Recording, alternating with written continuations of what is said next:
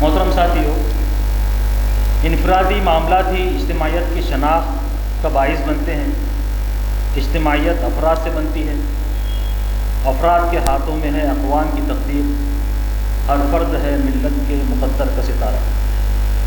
میں بہت ہی ادب و احترام کے ساتھ دعوت دے رہا ہوں محترم انجینئر عبدالواجد قادری صاحب امیر مقامی شمال کہ وہ آئے اور انفرادی معاملات کا قرآنی منشور اس عنوان کے تحت ہماری رہنمائی فرمائے۔ الحمدللہ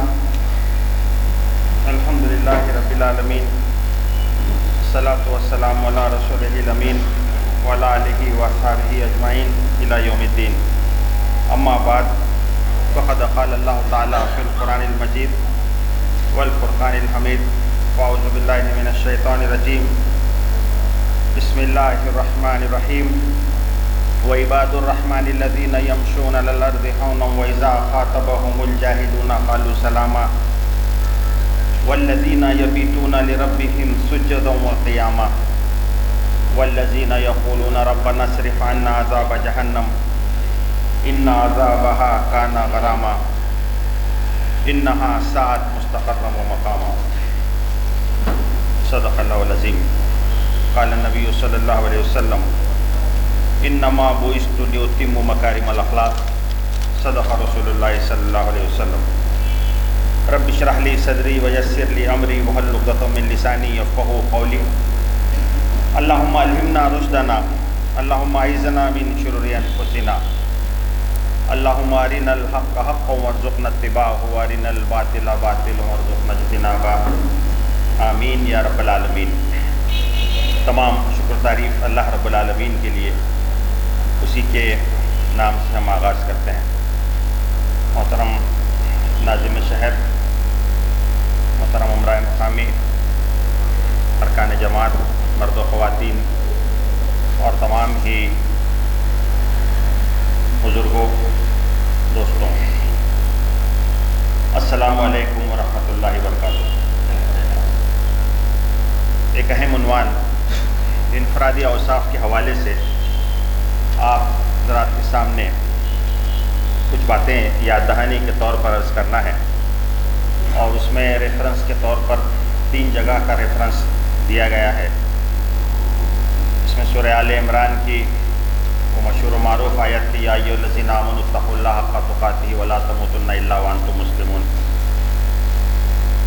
اے لوگوں جو ایمان لائے ہو، اللہ کا تقوی اختیار کرو جیسا کہ تقوی اختیار کرنے کا حق ہے، اور تم کو موت نہ آئے مگر اس حال میں کہ تم مسلم ہو۔ تو پوری زندگی انہی کوالٹی کے ساتھ،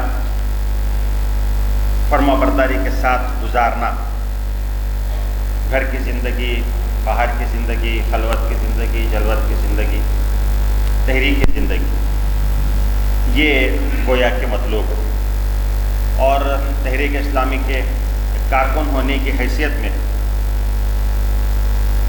جب ہم ان چیزوں کا مطالعہ کریں تو بہت سارے ایسی چیزیں ہیں، بہت سارے وہ کوالٹیز ہیں، وصف ہے جو ہم کو اپنے اندر پیدا کرنے کی کوشش کرنا چاہیے، خصوصیت کے ساتھ جب ہم کہتے ہیں کہ اقامت دین کی اس تحریک کے ہم داعی ہیں۔ یہ تحریک دین کو اسٹیبلشمنٹ کرنا چاہتی ہے، گویا کہ ایک انقلابی تحریک، اور اگر یہ ایک انقلابی تحریک ہے تو اس کے جو کارکنان ہوں گے تو ان کی کوالٹیز کے اندر بھی وہی انقلابی کیفیات یہ مطلوب ہے۔ روایتی انداز میں آ کر کے کام کرنا اور ایک لاگے بندی کے کام کرنا، یہ کسی آرگنائزیشن کے لیے تو شاید ضروری ہو سکتا ہے کہ ایک پروگرام ایک بنا دیا جائے اور اس سے ہم نہ ہٹیں، ایک انچ بھی سود بھر ادھر ادھر نہ ہو اور وہی کرتے رہیں، لیکن ایک پورے نظام کو بدل کر اس کی جگہ ایک دوسرا نظام لانا، اگر یہ ہے اقامت دین کا مطلب، تو پھر اس کے ماننے والوں سے تقاضے بھی اسی درجے کے۔ اگر یہ تحریک ہے تو پھر اس کے اندر وہ حرکت ہونا چاہیے، تغیر ہونا چاہیے، اس کے افراد کے زندگیوں کے اندر وہ حرکت ہونا چاہیے۔ روایتی انداز سے برسا برس سے جیسے 10 دے رہے بس اسی انداز سے، اس میں کوئی چینج نہیں، جو ایک سسٹم چلا رہا ہے اس میں اگر کوئی چینج نہیں ہے تو جب آپ اپنے اندر انقلاب پیدا نہیں کر سکتے، اپنے پالیسی پروگرام کے اندر انقلاب پیدا نہیں کر سکتے، اپنے دستور کے اپنے وہ چیزوں کے اندر جس سے آپ کے روزمرہ کا یا آپ روٹین ورک جو ہے اس میں اگر آپ کوئی تبدیلی اور انقلاب نہیں لا سکتے تو آپ ملک میں انقلاب لائیں گے، یہ بات اپنے ذہنوں سے نکال دینا چاہیے۔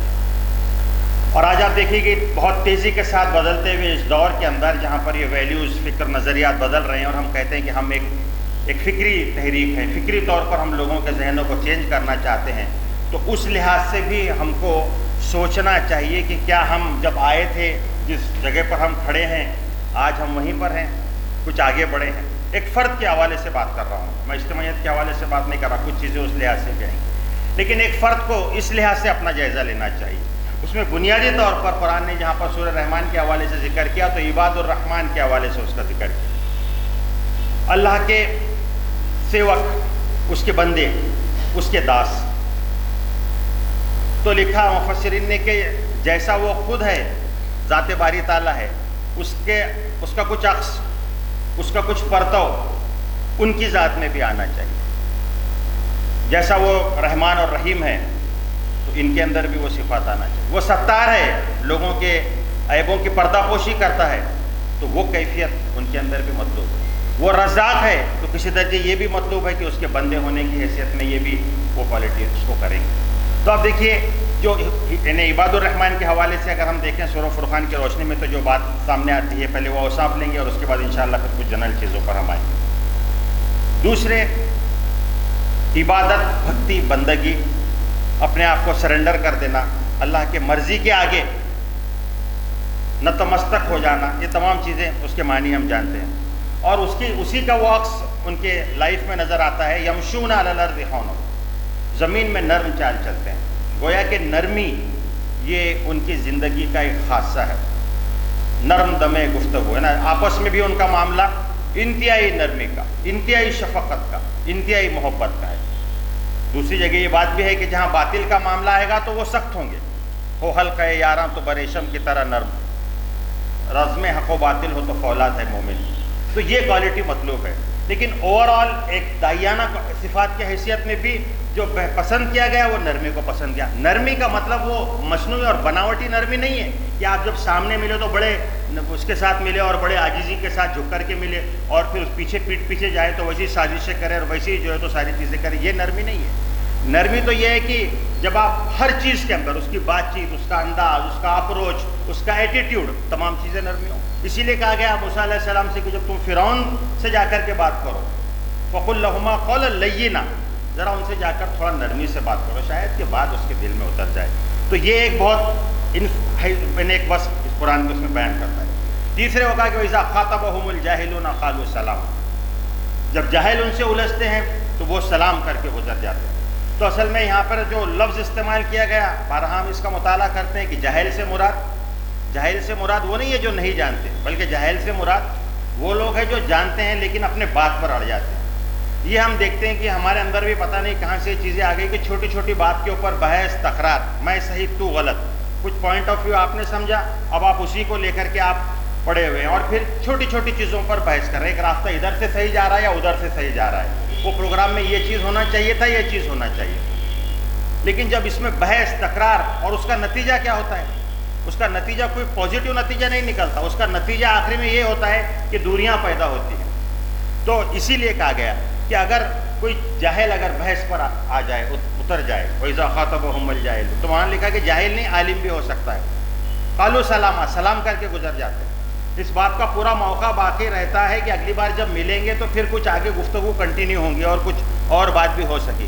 ایسا نہیں ہوتا کہ بالکل پوری طریقے سے اس کو کاٹ کر کے ختم کر دیا جائے کہ آگے کے لیے کوئی موقع ہی باقی نہ رہے اور اپنے آپ کو بتا دیا جائے کہ میں بہت صحیح ہوں، اپنی چرب زبانی سے اور اپنے اس سے اپنے دلیل کو ثابت کر کے چل دیا جائے۔ دائیانہ لحاظ سے بھی آپ دیکھیں تو یہ اصول یہ پسندیدہ اصول نہیں ہے۔ دائی اگر وہ ایک اگر ڈیبیٹ ہو رہی ہے اس کو جیت لے اور اگر اپنے مدعو کو ہار جائے تو یہ اس کی جیت نہیں کہی جا سکتی، اس کے دل میں وہ گھر بنے، اس لحاظ سے یہ ہے کہ اس بات اس تک کے پہنچے، اس لحاظ سے، اور ایک اوورآل جو اس کا ایٹیٹیوڈ ہے وہ نرمی والا ایٹیٹیوڈ ہے، اس کو یہاں پر ایک وصف کے طور پر پسند کیا گیا اور جاہلوں سے درگزر کے طور پر پسند کیا۔ پھر قرآن کہتا ہے کہ والذین یبیتون لربہم سجدا وقیاما، ان کی خلوت صرف راتیں ہی نہیں، ان کا خلوت، اصل میں یہ خلوت اور جلوت یہ دونوں چیزیں بہت اہم ہیں۔ ہم میں سے ہر شخص کو، خاص کر کے وہ جو اجتماعی طور پر کام کرتے ہیں، ان تمام حضرات کو کچھ وقت خلوت میں بتانا چاہیے۔ امام غزالی کے بارے میں آتا ہے کہ معرکۃ الآراء کتاب لکھی احیاء العلوم، تو 10 سال خلوت میں گزارے۔ ذرا خلوت میں سکون کے ساتھ انسان بیٹھے، کچھ وقت دے، اپنے آپ کو بھی دے، کچھ اللہ سے تعلق بھی جوڑے، کچھ غور و فکر بھی کرے، احتساب بھی کرے، جائزہ بھی لے بے لاک طور پر، تو وہ خلوت ہے۔ وہ راتیں اللہ کے حضور اور یاد میں گزارتے ہیں، یہ تو ان کی ایک بنیادی طور پر کوالٹی ہے۔ لیکن جو میں اس سے نتیجہ اخذ کر رہا ہوں وہ یہ ہے کہ اپنے کچھ وقت ایسا کہ جہاں پر آپ کو جو پبلک لائم لائٹ سے ہٹ کر کے بہت سکون کے ساتھ اپنے رب کے ساتھ وہ تعلق، جو حضور نبی کریم صلی اللہ علیہ وسلم غار حرا تشریف لے جاتے اور آتا ہے کہ آپ غور و فکر بھی فرماتے، عبادتیں بھی فرماتے، تو اس طرح کا معاملہ گویا کہ یہ بھی ان کی ایک صفت کے طور پر بات آتی ہے۔ پھر وہ کہتے ہیں کہ جب وہ خرچ کرتے ہیں، اذا انفقوا لم یسرفوا ولم یقتروا وکان بین ذلک قواما، یہ ان کے ایک زندگی کا یہ ہے کہ ہر چیز میں اعتدال ہے، ہر چیز میں بیلنس ہے، شدت پسندی اس سے بالکل گریز ہے۔ بیلنس خرچ کرنے میں بھی ہے، کہاں دینا ہے، کتنا دینا ہے، کب دینا ہے، کب روکنا ہے، یہ چیزیں بھی ہے۔ ایسا بھی نہیں ہے کہ فضول خرچی کی حد تک خرچ ہو جائے، اور ایسا بھی نہیں ہے کہ بخل کی حد تک آ جائے۔ تو یہ معاملہ ان کا اعتدال پوری زندگی میں ہے۔ ایسا نہیں کہ صاحب اب آ گئے موڑ میں تو اب نماز ہی پڑھ رہے 5، بالکل اب ایسا ہوگا کہ ایسا معلوم ہو رہا ہے کہ حضرت جو تو بالکل اب ایک چلہ لگا کے آنے کے بعد جو کیفیت ہو جاتی ہے، آپ نے دیکھا ہوگا بہت سارے لوگوں کو، اور اس کے بعد میں پھر تھوڑے دن کے بعد میں کیا ہوتا، دھیرے دھیرے آدمی ریورس آنا شروع ہوتا۔ تو یہ بات سمجھائی گئی کہ ان کا معاملات اعتدال کا معاملہ ہے، تو ہر چیز میں اعتدال ہے، بیلنس ہے۔ دوستی ہو گئی تو ایسی دوستی ہو گئی کہ بس اب بالکل پکے جگری دوست، ہلنے نہیں، کبھی گئے تو جگرے ساتھ، اور تھوڑے دن کے بعد میں معلوم ہو کہ ایسی دشمنی ہوئی، پتھرے مار رہے ایک دوسرے کو۔ یہ اعتدال کا رویہ نہیں ہے۔ اعتدال کا رویہ کیا ہے کہ وہ بیلنس، وہ ہر چیز میں مینٹین کیا جائے، ریلیشن شپ میں، ایٹیٹیوڈ میں، تمام چیزوں میں۔ تو یہ بات سمجھائی گئی۔ جب خرچ کرتے ہیں، خرچ کے حوالے سے بات آئی، اور اسی جب خرچ کرتے ہیں تو نہ فضول خرچی کرتے ہیں نہ بخل کرتے ہیں، ان دونوں کے درمیان میں ان کا معاملہ ہوتا ہے۔ پھر اور آگے قرآن یہ کہتا ہے کہ خواہشات اور اس پر کنٹرول، اور گناہوں کے اوپر ایک زبردست قسم کا کنٹرول ان کا رہتا ہے۔ اس کے بارے میں قرآن نے کہا کہ قتل نہیں کرتے، زنا کے مرتکب نہیں ہوتے، اور ایسے جو بڑے بڑے گناہ ہیں، کبیرہ گناہ جو ہیں، تو وہ ان کے زندگیوں میں نہیں آتے۔ ایک دین کا داعی اور سپاہی، اس کے زندگی میں اگر اس طرح کے جھول ہو جائیں، اگر اخلاقی معاملات کو چھوڑ کر کے اس سے آگے بڑھ کر اگر معاشی معاملات میں، اور پھر کرمنلائزیشن، کرائم کے حد تک کہ اگر وہ معاملہ چلے جائے، تو پھر اس سے کوئی پازیٹیو توقع نہیں کی جا سکتی۔ لیکن پھر بھی موقع باقی رکھا، الا من تاب، یہ بہت بنیادی وصف ہے، توبہ کرنا، رجوع کرنا، پلٹ کے آنا، کتنی ہی غلطیاں ہونے دیجیے، یہ موقع اور یہ دروازہ کھلا رکھا۔ یہ بڑے بڑے گناہ بتائے، زنا کا گناہ بتایا، قتل کا گناہ بتایا، اور کہا الا من تاب وآمن وعمل عملا صالحا فیبدل اللہ سیئاتہم حسنات۔ کبیرہ گناہ کے کرنے سے لوگوں نے اس پہ کہا کہ بحث کی ہے کہ صاحب یہ ایمان ختم ہو جاتا ہے یا باقی رہ جاتا ہے، تو یہاں پہ کہا گیا ایمان، تو دوبارہ سے وہ واپس پلٹ کر آئے۔ جب انسان گناہ کرتا ہے، اللہ کے رسول نے فرمایا کہ پرندے کی شکل میں اس کا ایمان اوپر اٹھتا ہے، ایمان اس میں خالی ہوتا ہے۔ ایمان کی حالت میں انسان گناہ نہیں کرتا، چور چوری نہیں کرتا ایمان کی حالت، زانی زنا نہیں کرتا ایمان کی حالت، ایمان نکل جاتا ہے۔ پھر وہ توبہ کرتا ہے، وہ ایمان اس کو واپس آتا ہے۔ الا من آمن وعمل صالحا، ایمان لائے، عمل صالح کرے، فیبدل اللہ سیئاتہم حسنات۔ تو اس بات کی ضمانت دی گئی کہ جو غلطیاں ہو گئی ماضی میں، وہ ماضی کی تمام غلطیاں معاف کر دی جائے گی۔ صرف یہ نہیں کہ معاف کر دی جائے گی، بلکہ وہ جو گناہ جتنے ہوئے تھے اس سیئات کو نیکیوں میں بدل دیا جائے گا، حسنات میں بدل دیا جائے گا۔ پہاڑ کے برابر نیکیاں کی، گناہ کیے وہ پورے گناہ آپ ادھر کنورٹ ہو جائیں گے پازیٹیو میں۔ اگر 10 کروڑ پاپ تھے تو گویا کہ وہ 10 کروڑ پاپ اب 10 کروڑ پنیہ کے اندر تبدیل ہو جائیں گے۔ اس بات کی ضمانت دی گئی، لیکن اس کے لیے کنڈیشن کیا ہے؟ اس کے لیے کنڈیشن ہے توبہ، تائب ہونا، جو غلطیاں ہو رہی ہیں اس بات کا احساس، اس بات کا احساس پیدا ہونا۔ آدمی سمجھتا ہے کہ صاحب اصل پرابلم یہ ہوتا ہے کہ انسان سمجھتا ہے کہ مجھ سے غلطیاں تھوڑی ہو رہی ہیں، میں غلط تھوڑی ہوں، میں تو صحیح ہوں، میں تو حق پر ہوں۔ تو جب وہ اس طرح کے حق پر خود کو سمجھ کے جب وہ گناہ کرتا ہے تو توبہ کی توفیق نہیں ہوتی اور دھوکہ کھا جاتا ہے۔ ایک ہوتا ہے زانی زنا کرتا ہے، اس کو احساس ہوتا ہے، شرابی شراب پی لیتا ہے، احساس ہوتا ہے، توبہ کرتا ہے، رجوع کرتا ہے، لوٹ کر کے آتا ہے، اور نتیجے میں اس کے اندر ایک تبدیلی واقع ہو جاتی ہے. لیکن ہمارے جیسے لوگ ہم اپنے آپ پر لگائیں اس کو. یہ سارے جو کوالٹیز جو بتائی جا رہی ہیں یہ ہم کو اپنے اندر پیدا کرنا. اصل میں پرابلم یہ ہوتا ہے کہ جب ہم تحریک کے فرد ہونے کی حیثیت میں ہم لوگوں کی فکر زیادہ کرنا بھی چاہیے, لوگوں کی فکر سے نہیں روکا گیا. لیکن مولانا نے اسلامی تزکیہ نفس یہ کتاب جو لکھا تو اس میں شروع میں یہ بات کہی, علیکم انفسکم, علیکم انفسکم, سب سے زیادہ فکر تو اپنی کرنی چاہیے. تو فرد کو کھڑا ہونا ہے, کھڑا ہو کر کے حساب بھی اسی کو دینا ہے.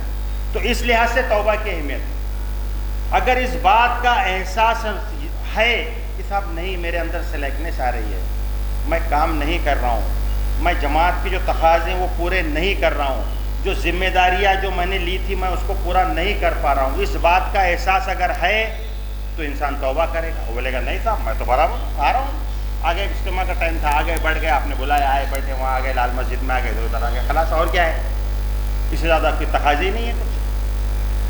تو پھر وہ کہاں توبہ کرے, اور وہ توبہ نہیں کرے گا, رجوع نہیں ہوگا اللہ کی طرف, وہ تاری نہیں ہوگی خشیت, وہ کیفیت تاری نہیں ہوگی, تو اس کو پھر آگے کہاں سے موٹیویشن ملے. تو یہ بہت بنیادی چیز کی ضرورت ہے, اس بات کا احساس انسان کو ہوتا رہے تو وہ توبہ کرے, گناہ کا احساس ہو. اللہ کے رسول صلی اللہ علیہ وسلم نے فرمایا 70 مرتبہ استغفار کرتا ہوں. کیا گناہ تھے اللہ کے رسول کے, کیا گناہ تھے؟ تو مفسرین نے لکھا, سیرت نگاروں نے لکھا کہ گناہ کیا تھے, گناہ کچھ نہیں تھا, صرف آپ صلی اللہ علیہ وسلم کو اس بات کا احساس ہوتا تھا کہ یہ تحریک اس کو جس انداز میں لے کر چلنا چاہیے, شاید میں اس میں مجھ سے کچھ کمی ہو رہی ہے, اللہ کے دین کو پہنچانے میں مجھ سے کوئی کمی اور کوتاہی ہو رہی ہے, لوگوں کے ساتھ معاملات کرنے میں یا لوگوں کو ہدایت کی طرف بلانے میں کچھ نہ کچھ مجھ سے کمی ہو رہی ہے. اس بات کا شدید احساس. اور آپ ہمارا اندازہ دیکھیے, ہمارے اجتماع خالی پروگرامز میں بلائے تو آنے کا پتہ نہیں, آ گئے کبھی کبھار ایک آدھ مہینے میں ایک آدھے بار. میں آپ سے عرض کر رہا ہوں کہ کیا اس طرح سے ہو سکتا ہے, کیا اس طرح سے وہ انقلاب جو مطلوبہ ہے وہ آ سکتا ہے, یا وہ کچھ آگے کی طرف بھی پش اپ ہو سکتا ہے.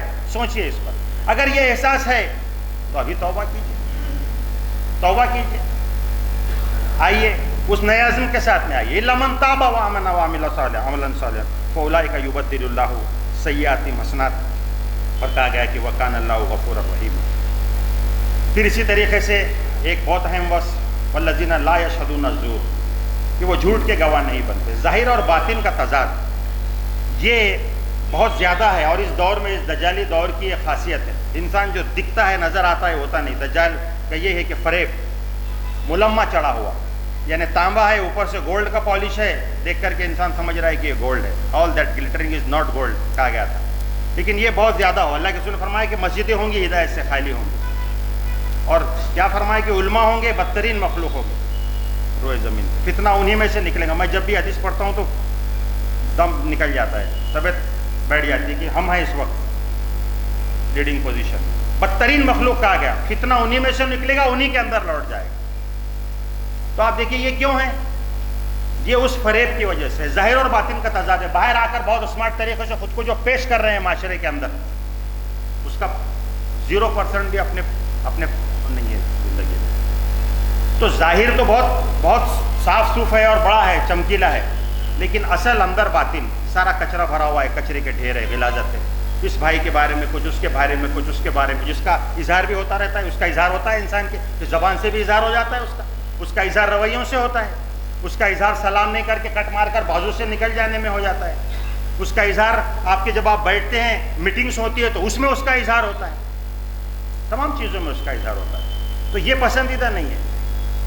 لا یشہدون الزور وَإِذَا مَرُّوا بِاللَّغْوِ مَرُّوا کِرَامًا. تو یہ ایک تو چیز ہے کہ وہ جھوٹ کے گواہ نہیں بنتے.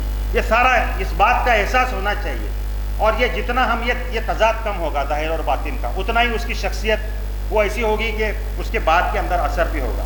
اگر ظاہر اور باطن کے تضاد کے ساتھ آپ سمجھ رہے ہیں کہ لوگ آپ کے قریب آئیں گے, لوگ آپ کی بات کو سنیں گے, نہیں سنیں گے. لوگ نہ آپ کی بات کو سنیں گے بھی. تو اللہ تعالیٰ نے اتنی حص دی ہے, جانور کو حص دی ہے کہ آپ اس کو اگر بلائے تو وہ سمجھ جاتا ہے یہ کس لیے بلا رہا ہے. تو انسان ہے سامنے بیٹھے ہوئے, بہت اچھے سے جانتے ہیں کہ یہ جو بتا رہے ہیں اونچے آدرش جو پیش کر رہے ہیں, ان کی زندگی میں جا کے دیکھیں تو مجھے آدرش کیا, اس کا منیمم بھی ان کی زندگیوں کے اندر نہیں. باتیں تو بتائیں گے فرشتوں کے صفات, ایسا محسوس ہوگا کہ فرشتے شرما جائے, ایسی جو ہے تو صفات بیان کریں گے, اور دیکھیں گے جا کر کے پرسنل زندگی کے اندر تو پورے شیطانی کام کر رہے ہیں. وہی مکر و فریب, وہی تیل خال, وہی ادھر سے ادھر ساری باتیں پھیلانا۔ اللہ تعالیٰ ہماری حفاظت کرنا۔ تو آپ دیکھیے یہ اس حساب سے بتایا گیا، ظاہر اور باطن کا تضاد، اس سے بچنا چاہیے۔ اور پھر سورہ مومنون کی آیتوں کے اندر جو بنیادی طور پر جہاں سے اس کا آغاز کیا گیا، اسی کے اندر اس میں بھی یہی بات کہی گئی، اور اس میں کہا گیا ان لغو مورزون، یہاں پر بھی آیا لغویات سے پرہیز کرتے ہیں۔ یہ لغو چیزیں بہت ساری ہو سکتی ہیں، ہم اس میں بحث نہیں کریں گے۔ اصل لغو چیز کیا ہے جو آپ کو آپ کے مقصد سے غافل کرتے، وہ سب لغویات ہیں۔ آپ بیٹھے ہیں 10-10 گھنٹے 5-5 گھنٹے بیٹھے، بہت اہم جماعت کی فکر اوڑھ کر کے پورے گفتگو کرتے ہوئے ذمہ داروں کے بارے میں، اس کے بارے میں، لیکن جب وقت ملتا ہے گراؤنڈ پر آ جاؤ، کھڑے رہ جاؤ، آنے کے لیے تیار نہیں ہے۔ لغویات ہے آپ کی وہ ساری چیز۔ حکم ہو آپ کو کہ کھڑے رہو فلاں جگہ اندر کلیکٹر آفس کے سامنے کھڑے ہو جاؤ، آ کر کے انرجی نہیں بچی، کہاں سے بچیں گی انرجی؟ ساری انرجی ضائع ہو گئی۔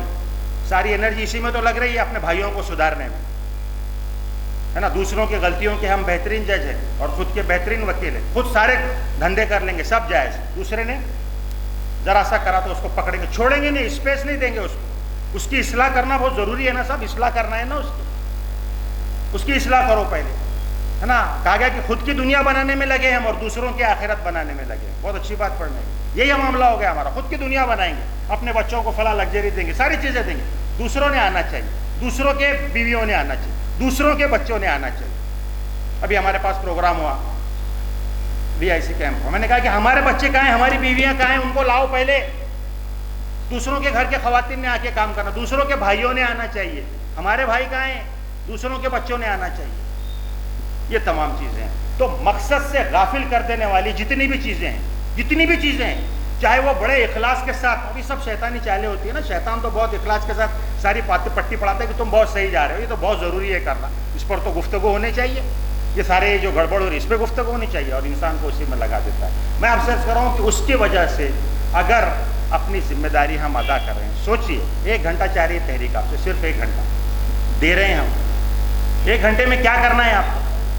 یہ تو ہم بہت سارے اس پر بات کی ہم نے، انکوالٹیز کے اوپر، کیا کرنا کیا ہے 1 گھنٹے پہ؟ 1 گھنٹے میں آ کے تقریر نہیں سننا ہے، 1 گھنٹے میں آ کر لوگوں سے ملاقاتیں کرنا ہے، لوگوں تک کے جا کر اپنی بات بتانا ہے، اپنے تحریک کا مشن لوگوں کو سمجھانا ہے، اگر وہ مسلمان ہیں، دوسرے لوگ ہیں تو ان تک دین کی دعوت پہنچانا ہے۔ 1 گھنٹہ آپ سے چاہا جا رہا، مہینے میں 30 گھنٹے، کتنا نکال پا رہے ہیں؟ تو پھر وہ جو سارا جو کام جو کر رہے ہیں وہ کیا لغویات نہیں ہے؟ وہ خود کو تھپکی بھی دے رہے ہیں، پھر الحمدللہ بڑے صحیح جا رہے ہیں۔ دیکھیے اگر آپ کا کمٹمنٹ ہے، اسی پہ آگے آیا ہوا اذا اماناتہم وعدہم راؤن، اگر یہ کمٹمنٹ ہے تحریک کے ساتھ، اگر یہ آپ نے کمٹمنٹ کیا ہے، فارم بھرا ہے، رکنیت کا فارم بھرا ہے، کارکن کا فارم بھرا ہے، لکھ کے دیا ہے نا، ایگریمنٹ کیا ہے نا آپ نے، اب اس ایگریمنٹ کو اگر چھوڑ کر کے دوسرے کاموں میں لگو گے تو اس کا حصہ بہت ٹھیک ہے، ہم یہ نہیں کہہ رہے اسلامی لحاظ سے آپ بہت سارے کام کر رہے ہوں گے، ہم اس سے بحث نہیں کر رہے، ہم بحث کر رہے ہیں سنگٹھن کی، آرگنائزیشن کی، اس کے تقاضوں کی، اس کے کال کی، جب وہ بلایا جائے واپس نہیں پھیرا کبھی فرمان جنوں کا، تنہا نہیں لوٹی کبھی آواز جرس، ہے وہ کیفیت، یہ کیفیت ہے۔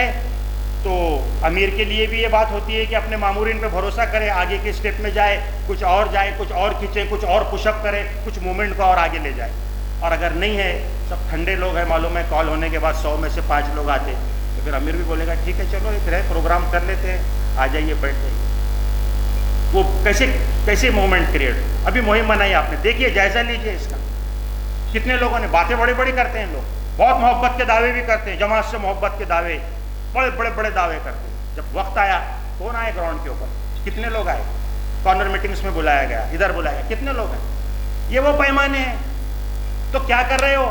یہ جو کچھ نہیں کر رہے ہو وہ سب لغویات ہے جس کے اندر تم لگے ہوئے ہو، تحریک کے پس منظر۔ اور اسی حوالے سے ایک اور اہم چیز وہ ہے منافقت، یہ بھی ایسا ہی مرض ہے، جب انسان خود کام نہیں کرتا تو پھر پہلے وہ کیا کرتا ہے، کام کرنے والوں کے اوپر اس کی نظر ہوتی ہے، کون کام کر رہا ہے، ارے یہ ایسے فلاں ہے، یہ بہت، تو پھر اب کیا ہے، ان کے اندر عیب تلاش کرو، کیا ہے ان کا مقصد، کیا ہے، اچھا ان کا مقصد کچھ اور ذاتی مفاد حاصل کرنا ہے، ان کا مقصد دنیا حاصل کرنا ہے، ان کا مقصد شہرت حاصل کرنا ہے، میں نہیں کر رہا ہوں نا، جب میں کام نہیں کروں گا تو یہی پرابلم ہوگا۔ یہ پہلا درجہ ہے۔ دوسرے درجے میں کیا ہوتا ہے، ڈاکٹر شاہ صاحب نے کہا کہ 10 لوگ بیٹھے ہیں، اور اگر جب کال ہو، جب بلایا جائے تحریک کے تقاضے کے طور پہ، تو 3 لوگ نکل کر آ گئے، 7 بیٹھ گئے، یہ 7 لوگ پڑ رہے ہیں بیٹھ کر کہ یہ 3 کیوں گئے، یہ 3 اگر نہیں جاتے تو ہم ایکسپوز نہیں ہوتے، ایکسپوز ہو گئے۔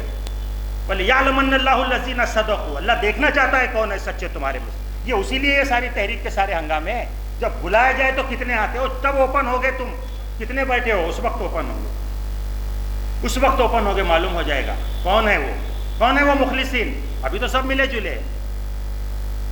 تو یہ بات سمجھ لیجئے, اسی سے ہوتا ہے. پھر جب وہ جا رہے ہیں تو پھر اس کے خلاف محاذ آ رہی, ان کے خلاف, یہ ساری چیزیں ہوگی. آپ دیکھیے یہ نفاق اس درجے نفاق نہیں ہے جو اللہ کے رسول کے زمانے میں تھا, جس کے بارے میں اسفل السافلین ہونے کی وعید دی گئی. لیکن ایک سنگٹھن, ایک تحریک جب کام کرتی ہے تو اس کے اندر اگر اس طرح سے معاملہ ہے, انہوں نے کہا کہ معاملہ اس سے آگے بڑھتا ہے, ان کے خلاف بغض اور اناد کی کیفیت پیدا ہوتی ہے, اور بعد میں شدید تر ہو کر کے بالکل ذاتی حملے اور اس سے زیادہ ایکسٹریم تک کی کیفیت چلی جاتی ہے. یہ بہت غیر معمولی بہت اہم چیز ہے, اس پر ہم کو توجہ کرنی چاہیے. کچھ ہم نے پازیٹیو اوصاف لیے, اس کے ساتھ ساتھ ہم کو اس کا جائزہ بار بار لیتے رہنا چاہیے کہ ہم اس حوالے سے کہاں کھڑے ہیں. کہیں ہمارے اندر بھی ایسا ہی روک تو نہیں آ گیا کہ ہم بھی باتیں بنانے والوں کے ساتھ میں شامل ہیں. بہت پڑھیے آپ سورہ توبہ, تفصیل سے پتہ ہے, خالی باتیں بناتے رہ گئے, ایسا ہوتا تھا, یہ ہوتا تھا, اس کے بارے میں, وہ فلاں کے بارے میں, ہر ایک کے بارے میں باتیں کریں. وقت رسول کو نہیں چھوڑا تو دوسروں کے بارے میں کیا آپ ہیں.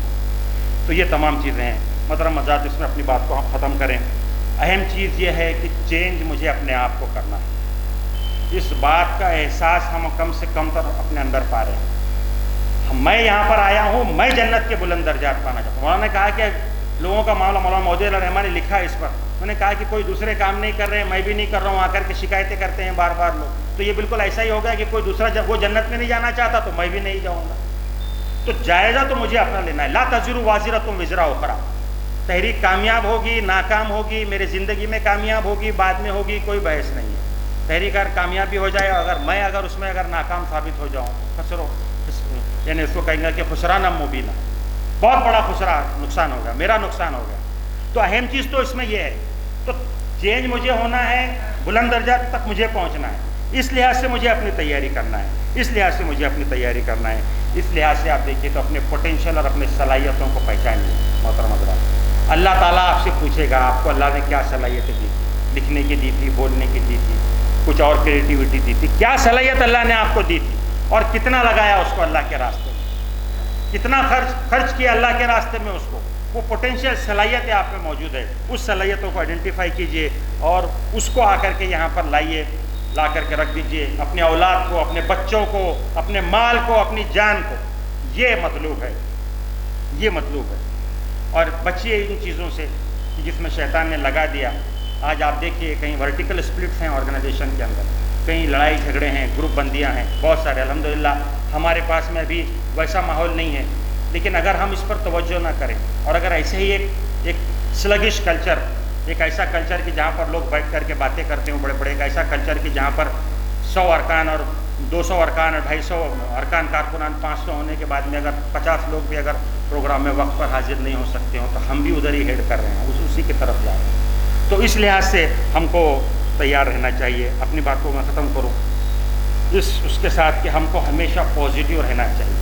ساری چیزیں ہوتی ہیں, ہم ڈسکس بھی ساری چیزیں کرتے ہیں, لیکن ہمارے اندر وہ ایٹیٹیوڈ پازیٹیو ہو, ہمارا قلب صاف ہو, قلب منور ہو, قلب میں نور ہو, تب لوگ آئیں گے آپ کے پاس. اگر آپ کے دلوں کے اندر اگر لوگوں کے تعلق سے یہ مسلمان ایسے, فلاں ایسا, فلاں ایسا, فلاں طبقہ ایسا, وہ تو پولیٹیشین ہے, یہ تو بدماش ہے, وہ این جی او والے اپنے پیسے نکال رہی ہے, فلاں ایسے ہیں, اگر آپ کے ذہنوں کے اندر یہ چیزیں بھری ہوئی ہوں گی, میں آپ سے عرض کر رہا ہوں, آپ کو کام کرنا ہے, اچھے برے ہر قسم کے لوگوں کو ساتھ لے کر آپ کو آگے بڑھنا پڑے گا. اگر آپ کے اندر یہی چیزیں بیٹھی رہیں گی تو آپ بہت نیک ہے, الحمدللہ. آپ بیٹھے رہیے, اپنے آپ کو صاف صفائی کرتے ہوئے کہیں مسجد میں بیٹھیے, مرکز میں بیٹھیے, کیونکہ آپ کے اتنے متقی لوگ تو دنیا میں اویلیبل نہیں ہوں گے. آپ ایک دوسرے موڈ میں چلیے. تحریک لوگوں کے درمیان میں کام کرتی ہے, اور اسی درمیان میں ہم کو رہ کر کے کام کرنا ہے. بہت پازیٹیو اور بہت ہوپ فل رہیے, اپنے قلب کو پاک رکھیے. اس کا عکس آپ کے کردار میں نظر آئے گا, آپ کے ایٹیٹیوڈ میں نظر آئے گا, آپ کے چہرے پہ نظر آئے گا. لوگ آپ سے آئیں گے, واہلانہ محبت کریں گے, آپ کو اپنی طرف بلائیں گے, کھینچیں گے ان کے وہ لوگوں کو آپ کے ساتھ بیٹھ کر کے خوشی محسوس ہوگی. یہ کردار اصل میں مطلوب ہے پیدا کرنا. یہ وہ انفرادی اوصاف ہے جو ہمارے سامنے رہنے چاہیے. 2 باتیں بس کہہ کر کے اپنی بات ختم کروں. ایک یہ ہے کہ اس وقت جو اسلام پر چوطرفہ حملے ہیں, اس میں عصبیتوں کو بڑا دخل ہے. تو کہیں ایسا نہ ہو کہ ہم بھی جماعت پرستی میں لگ جائیں. انہوں نے بہت کلیئر کیا تھا اس کو, جو ہماری بات پہ بس وہی حق ہے, بس آپ نے اب لگا لیا، ہرا چشمہ لگائے تو انسان کو ساری چیزیں ہری ہری نظر آتی. تو ایسا نہ ہو جائے کہ کہیں ہم بھی ایسا کوئی فالس چشمہ لگا لیں کہ ہم جو کر رہے ہیں بس یہی صحیح ہے، بس باقی کچھ نہیں، دوسرے لوگ کچھ نہیں کر رہے ہیں، صرف ہم ہی کر رہے ہیں. اس طرح کی بھی سوچ جو ہوتی ہے تو یہ آپ کے اتحاد میں اور آگے بڑھنے میں رکاوٹ ہوتی ہے. ہاں ہم نے سمجھا ہے کہ یہ بہترین تحریک ہے، ہم یہ سمجھتے ہیں کہ یہ اقامت دین کی داعی ہے، ان قرآن و حدیث کے روشنی میں کام کر رہی ہے، ہم اس کے ساتھ ملیں گے، لگیں گے، اپنا سب کچھ لگائیں گے. لیکن اس کا مطلب یہ نہیں ہے کہ ہم وہ چشمہ اور لگا دیں. آج اندھا بخت آپ دیکھ رہے ہیں، آپ کو بتانے کی ضرورت نہیں. اس سارے چیزیں ہونے کے بعد بھی اندھا بخت بولتے کہ نہیں ہماری سرکار ہی صحیح ہے. ہم اس طرح سے نہیں بننا چاہتے. مولانا مودودی رحمان نے بھی کلیئر کیا تھا کہ ہم اس طرح کے لوگ نہیں تیار کرنا چاہتے. اس پر توجہ کرنے کی ضرورت ہے. جہاں پر دونوں سورہ فرقان اور سورہ مومنون کا جہاں پر ختم اختتام ہوا تو وہاں پر یہی دعا سکھائی گئی اور یہ بات بتائی گئی کہ والذین، یہ بات اس کے اندر آئی کہ ان کو جو بدلہ ملے گا جنت کے اندر بلند بالا محلوں کی شکل میں، غرفۃ بما صبر، ان لوگوں کو جو منزل ملے گی، ان کے سامنے جو منزل ہے گویا کہ یہ سارے کام تو دنیا میں وہ کر رہے ہیں لیکن ان کے سامنے بہت کلیئر منزل ہے، ٹارگیٹ، گول، اللہ کی رضا کے لیے کام اور جنت کے بلند درجات تک پہنچنا. یہ اصل مقصود ہے ان کا، اصل مقصود ان کا یہی. اولئک الذین یجزون الغرفۃ بما صبروا ویلقون فیہا تحیۃ وسلام خالدین فیہا حسنت مستقرا ومقاما. وہاں پر وہ ہمیشہ ہمیشہ رہیں گے. تو اس جنت تک پہنچنے کے لیے کہا بما صبروا، وہ جنت جو تم کو ملی وہ جنت اس کیفیت کی وجہ سے، اس کوالٹیز کی وجہ سے، ویسے عمل کرنے کی وجہ سے جس کو صرف ایک ہی لفظ میں سمیٹ دیا قرآن نے، بما صبروا. تو علامہ نے شعر کہا کہ جچتے نہیں بخشے ہوئے فردوس نظر میں، جنت تیری پنہا ہے تیرے خون جگر. میرے محترم بھائیوں، محترم رفیقوں، محترم دوستوں، محترم ماؤں بہنوں اور بیٹیوں، وہ خون جگر مطلوب ہے آپ سے. اس خون جگر کی اس کیفیت کے ساتھ آئیے، کام کیجیے. پورے کام ہے، پورا پلیٹ فارم ہے، پورا آپ کو پوری تحریک بلا رہی ہے، ہر چیز پوری چیزیں ہو رہی ہیں. کہیں ایسا نہ ہو کہ وہ پلیٹ فارم تو رہے، کچھ لوگ پرفارم کر کے نکل جائے اور ہم اس تحریک کے ساتھ وابستہ ہونے کے نتیجے میں وہ خون جگر نہ دے سکے اور اس کے نتیجے میں کہیں ہمارے حصے میں رشوت نہ دے. آئیے ہم دعا کریں اللہ تعالیٰ سے کہ اللہ تعالیٰ ہمیں وہ انفرادی اوصاف اس حوالے سے ہمارے اندر، ہم اپنے اندر پیدا کرنے کی توفیق اور سعادت ہم کو بخشے. اللہ تعالیٰ ہم کو متحرک رکھے، دین کی ہم سے خوب خدمت لے، آخرت میں ہم کو جنت الفردوس عطا فرمائے. وآخر دعوانا